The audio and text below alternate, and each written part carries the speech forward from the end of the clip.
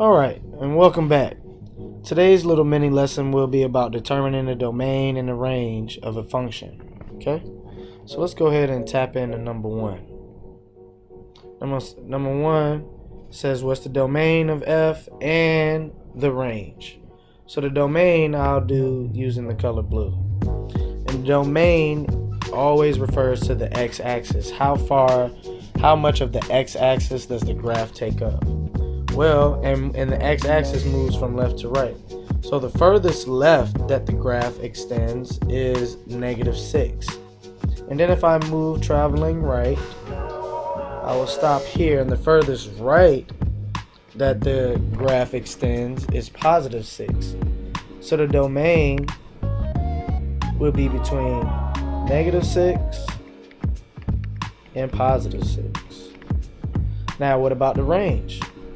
The range I'll do using the color red.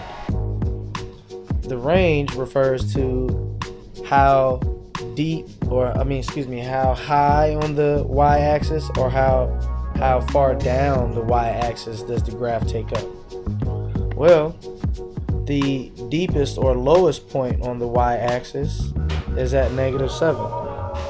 And if I travel along the y-axis, the highest point on the y-axis extends to +4. So the range could be said to be between -7 and +4. And that's how you find the domain and range. So now let's take a look at number two. Remember, once again, and we can start number two by finding the range. The range is all about the y-axis. So how much of the y-axis is taken up by the graph? Well, the deepest point for this graph, for the graph of G, is -3 right here. And then as I travel along, let me use my highlighter. So that -3 there. And as I travel along the y-axis to the highest point on the y-axis, that would stop here at +7. So the range here would be said to be between -3 less than or equal to +7, less than or equal to y, which is less than or equal to +7. Now, if we're taking a look at our domain, the domain, we're trying to figure out how much of the x-axis is taken up from left to right.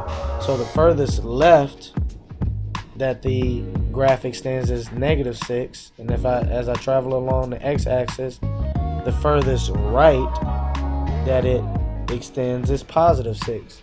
So once again, this graph, just like number one, extends between -6 and +6. Okay, let's take a look at the domain of the third graph. The furthest left that it extends is -5, and as I travel to the right, the furthest right it extends is +5.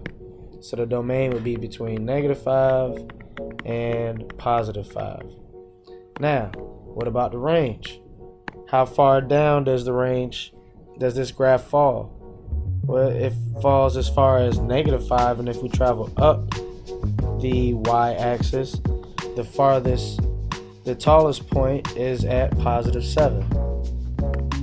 So this range here would be between -5 and +7.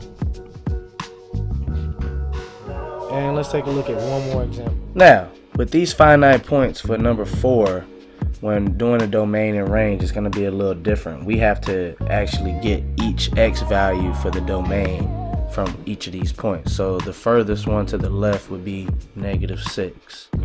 Then the next one would be 0. Then the next x value in the domain would be +2. Then the next one is +4, all the way to the last one, which is +7. These would make up the domain. And then the range would be the same, but we would just start from the bottom. So that'd be -5. The next one would be +1. Then then these two right here would both be 3, and the last one is positive 4. So that's how you do the domain and range when you have finite points.